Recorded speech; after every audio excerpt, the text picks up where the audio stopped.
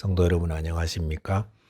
2021년 7월 23일 금요일 새벽 말씀 함께 나누겠습니다. 오늘 묵상할 하나님 말씀은 시편 15편 1절부터 5절까지의 말씀입니다. 본문 1절에서 다윗은 여호와여 주의 장막에 머무를 자 누구 오며 주의 성산에 사는 자 누구 오니까라고 노래하고 있습니다. 이 시편 15편의 배경은 다윗이 오벳 에돔에 머무르고 있던 여호와의 궤를 다윗성에 모시고 온 후에 지은 것으로 알려져 있습니다. 여호와의 궤는 여호와의 임재를 상징합니다.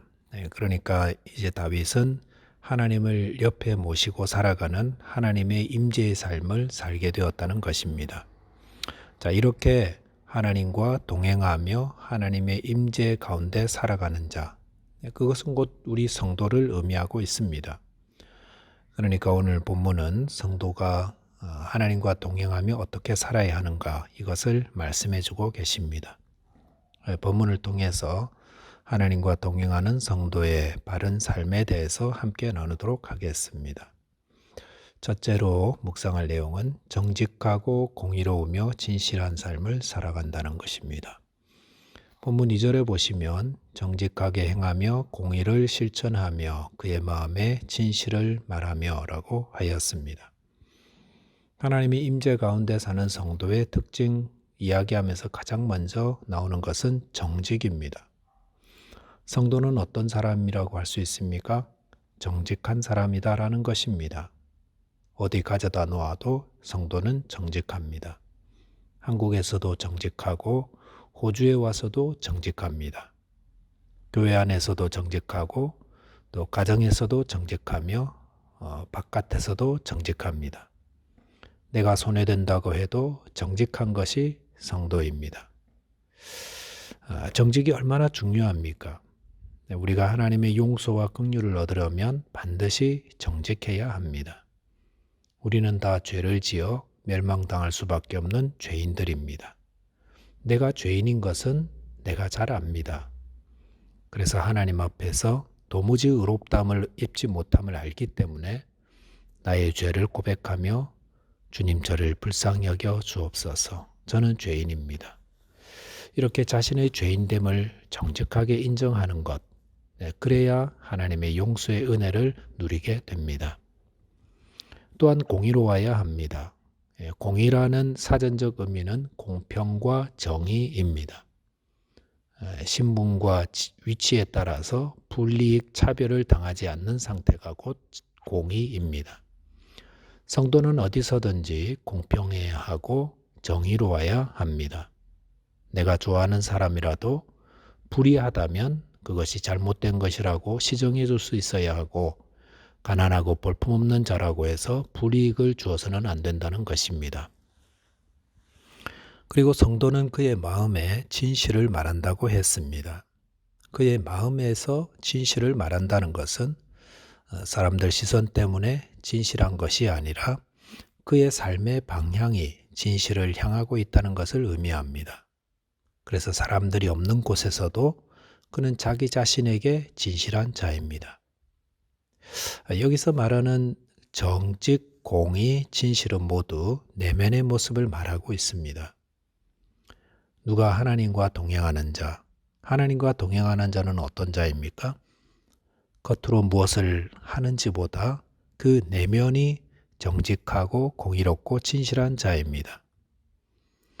또한 하나님과 동행하는 자는 남에게 해롭게 하지 않는다 하였습니다. 본문 3절에 보시면 그의 혀로 남을 허물하지 아니하고 그의 이웃에게 악을 행하지 아니하며 그의 이웃을 비방하지 아니하며 라고 하였습니다. 여기서 그의 혀로 남을 허물하지 않는다라고 했는데 남을 허물한다는 것은 남에게 허물을 뒤집어 씌우는 것을 의미합니다. 사람들은 자신이 잘못 행했을 때 그것을 인정하기보다 남에게 전가하며 또 위기의 순간을 모면하는 그런 죄악된 속성들을 가지고 있습니다. 아담과 하와가 선악과를 따먹는 죄를 지었을 때 그들이 하나님 앞에서 행한 것은 변명과 그 죄를 전가하려는 것이었습니다. 그래서 아담은 하와 때문에 죄를 지었다고 했고 하와는 뱀 때문에 죄를 지었다고 했습니다. 하지만 하나님과 동행하는 성도는 자신의 잘못에 대해 하나님 앞에서 그 잘못을 인정하고 용서를 구하는 자입니다. 그럴 때 하나님의 용서의 은혜를 누리게 되는 것입니다. 하나님과 동행하는 성도는 이웃을 비방하지 않고 또 이웃에게 악을 행하지 않습니다. 하나님과 동행하는 성도는 정직하고 공의로우며 진실합니다. 두 번째로 성도는 성경적 가치관으로 살아갑니다. 하나님과 동행하는 성도는 하나님의 말씀을 따라서 살아가는 것이죠. 본문 4절에 보시면은 그의 눈은 망령된 자를 멸시하며 여호와를 두려워하는 자를 존대하며 그의 마음에 서원한 것은 해로울지라도 변하지 않는다라고 하였습니다. 성도는 불신자들과 다른 눈을 가진 자입니다. 세상 사람들은 불의를 행하면서 성공한 자들을 부러워합니다. 그래서 불의를 저질러서라도 그가 가진 이 세상의 부와 명예와 성공을 가지고 싶어 하는 것입니다. 하지만 성도는 신앙의 눈을 가진 자입니다. 그의 눈은 망령된 자를 멸시한다고 했습니다. 부유함에 대한 신앙적 안목을 가지고 있기 때문에 세상의 불의의 성공에 대해서도 신앙적으로 바라봅니다. 오늘날 세상은 물질 만능주의라고 하지 않습니까? 돈 많으면 그 사람의 인생도 달라 보이는 것입니다. 또한 세상은 외모지상주의라고 합니다. 외모만 좋으면 그 사람의 가치가 달라져 보입니다.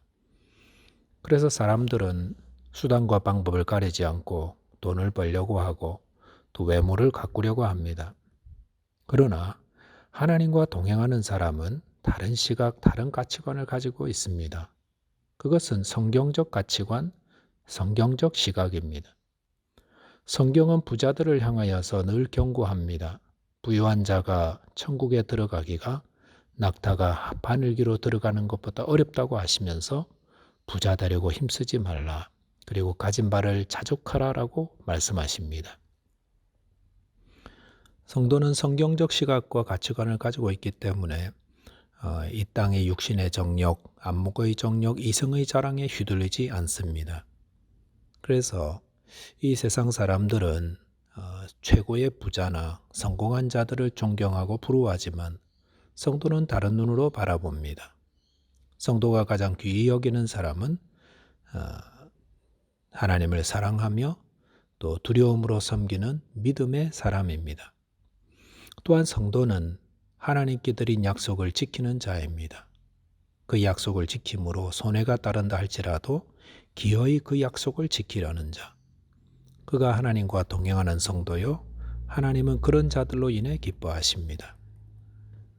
본문 5절에 보시면 이자를 받으려고 돈을 꾸어주지 아니하며 뇌물을 받고 무죄한 자를 해하지 아니하는 자이니 이런 일을 행하는 자는 영원히 흔들리지 아니하리다라고 하였습니다. 여기 보시면 이자를 받으려고 돈을 꾸어주지 않는다고 했습니다. 이것은 불의한 방법으로 소득을 얻으려 하지 않는다는 것을 의미합니다. 성경은 이자를 받으려고 가난한 자에게 높은 금리로 돈을 꾸어주는 것을 금하고 있습니다. 그래서 이웃에서 가난한 사람이 있어서 돈을 빌리러 왔다면 성경은 무상으로 빌려주라고 말합니다. 그 이유는 그 가난한 이웃도 하나님이 돌보고 계시기 때문입니다. 그래서 성도는 비윤리적이고 비도덕적 방법으로 돈을 버는 유혹들을 멀리해야 합니다. 가난하고 불쌍한 이웃들의 공경을 이용하여 내 재산을 증식시키는 것은 절대로 바른 모습이 아닙니다. 그래서 성도는 돈에 대한 바른 시각을 가져야 되는데 왜냐하면 금전에 대한 태도가 하나님과의 관계를 찌르는 올무가 될 수 있기 때문입니다. 이렇게 성경적 시각과 가치관으로 살아가는 자들에 대해서 영원히 흔들리지 않는다라고 하였습니다. 그 이유는 하나님이 붙들어 주시기 때문입니다. 저와 여러분이 하나님과 동행하며 하나님의 뜻대로 순종하심으로 영원히 흔들리지 않게 되시기를 주님의 이름으로 축원드리겠습니다. 기도하겠습니다. 하나님 아버지, 저희에게 예수를 믿음으로 하나님의 자녀가 되어 하나님을 섬기며 동행하는 은혜 주신 것을 감사합니다. 이 귀한 은혜를 받고 하나님의 말씀을 따라서 정직하고 진실하며 또 믿음으로 하나님을 사랑하고 이웃을 사랑하는 자로 살아가도록 오늘도 힘주시고 도와주셔서 주 안에서 영원히 흔들리지 않는 견고한 인생 되게 하여 주옵소서. 예수 그리스도 이름으로 기도하옵나이다. 아멘. 오늘도 주님과 동행하는 승리하는 하루 되시기 바랍니다. 감사합니다.